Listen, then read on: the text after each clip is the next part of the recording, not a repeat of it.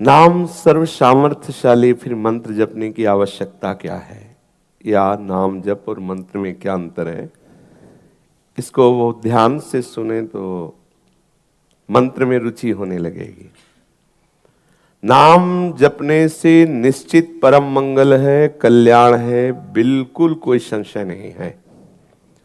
नाम आपको कल्याण पद में स्थित कर देगा, चाहे जिस भाव से आप नाम जप करें, चाहे जैसे भी, चाहे प्रभु के किसी भी नाम को आप जप करें। हमारे प्रभु का एक नाम है अनंत। अनंत माने जिसका ना कोई आदि है ना कोई अंत है। तो उनके नाम भी अनंत हैं, उनके रूप भी अनंत है, उनकी लीला भी अनंत है। हरि अनंत, हरि कथा अनंता। जो जीव नाना प्रकार की वासनाओं में फंसे हुए हैं, यदि वो भगवान नाम का आश्रय ले लें तो भवसागर से मुक्त हो जाएंगे, इसमें बिल्कुल कोई संशय नहीं। विवश होके भी नाम जप करे तो संसार समुद्र से पार हो जाएगा। कोई मंत्र की आवश्यकता नहीं संसार से मुक्त होने के लिए। अब ध्यान देने योग्य बात है, हमारे यहां भाव देह से अपने आराध्य देव की सेवा में पहुंचने का सिद्धांत स्थापित किया गया है। जैसे आप कृष्ण कृष्ण बोले तो आप संसार समुद्र से तर जाएंगे, इसमें कोई संशय नहीं। लेकिन आप प्रभु के सखा बन जाएंगे, आप गोपी बन जाएंगे, बिल्कुल संशय है। सखा बनने के लिए या गोपी बनने के लिए या सहचरी बनने के लिए आचार्य जो प्रकट होकर मंत्र दे रहे हैं, वो मंत्र आपको सखा बनाएगा। कल्याण होने में कोई संशय नहीं है। आप कृष्ण कृष्ण बोले, आपका कल्याण पक्का है। राम राम बोले, हरि हरि बोले, कल्याण पक्का है। आपकी कामनाओं की भी पूर्ति हो जाएगी।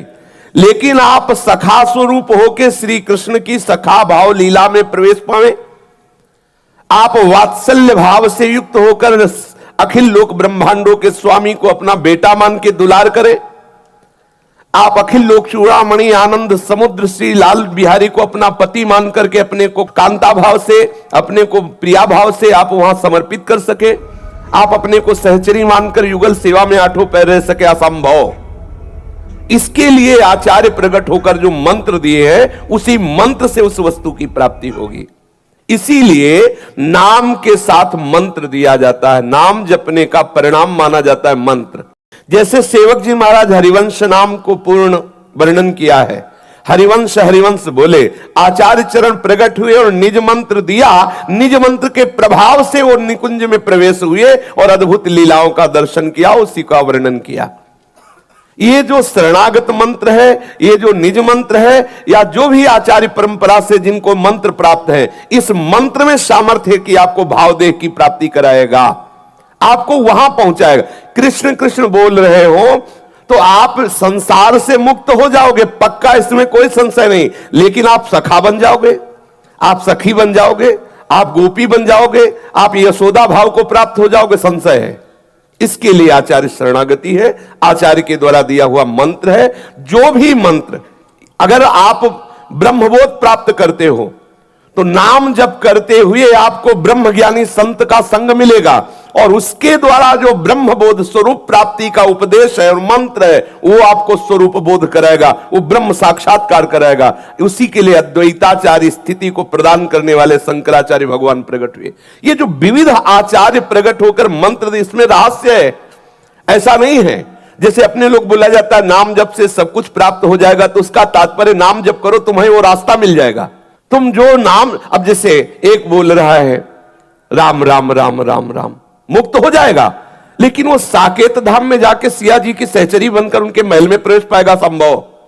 उसके लिए जो अग्रदास नाभाद सखी ये सवै राम सीता की अग्रदेवाचार्य जी जो मंत्र प्रकट किए सहचरी भाव का, वहां वो जपोगे तब सीता सहचरी बनकर उनकी सेवा में पहुंच जाओगे। समझ रहे ना? ये जो आचार्य महापुरुष मंत्र दिए हैं, ये उस भाव देह को प्राप्त कराकर नित्य सेवा में पहुंचाने के लिए। इसलिए मंत्र बहुत अनिवार्य है। नाम जप करो जब आपका शरीर अपवित्र हो, या आप ऐसा लग रहा हो कि मैं मंत्र जपने की योग्यता नहीं रख रहा इस समय किसी अपवित्रता के कारण, या मन नहीं लग रहा, तो नाम जप करो। बकाया मंत्र अत्यंत आवश्यक है, मंत्र के द्वारा ही स्वरूप की प्राप्ति होगी। समझ में आ गया? अब वो आप देख लो। नाम मंगलमय है, भगवत प्राप्ति हो जाएगी, लेकिन भावदेह की प्राप्ति करके सेवा में पहुंचने के लिए जो जिस भाव वाला है, आचार्य ने जो मंत्र दिया वही आपको वहां पहुंचाएगा। नाम का फल है आचार्य शरणागति। आचार्य शरणागति से जो मंत्र मिलता है वो आपको श्री श्यामा श्याम की सेवा में या जिन आराध्य देव की भावना में वही आपको पहुंचा देगा।